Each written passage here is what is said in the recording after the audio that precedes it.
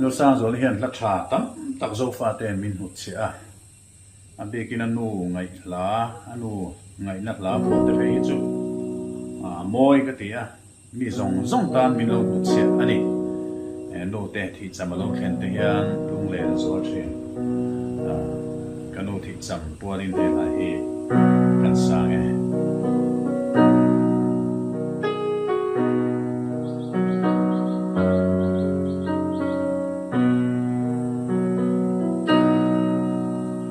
phong trăng lưu cả chữ về mi cũng sống sự yêu ta phong đại việt chân on sẽ đại cho lâu kim lại trở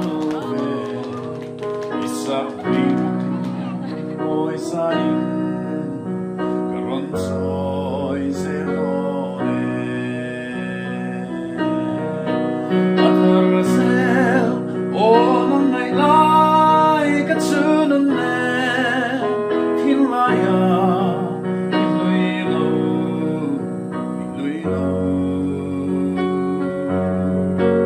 Isakni Pangal bay Turan so Kapalo Saya tor in ka zawngte non loka wari chu yanin mo bia tu din kim tam tu se atam lo ka di ei chan se voi khata in tong le la kalsanna se lung chim ten lo lai te ang se atharasel onang ngai lai ka chunun ne thin laya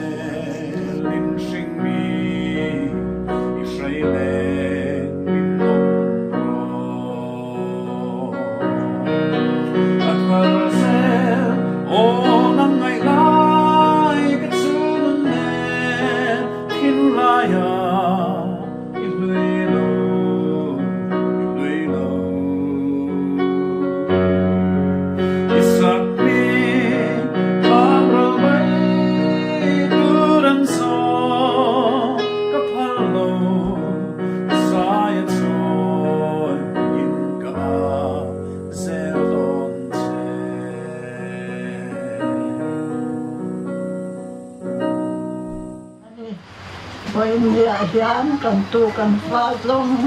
te le an thim pui te le lau pang lau kal zawng ne ya lo thu ka saya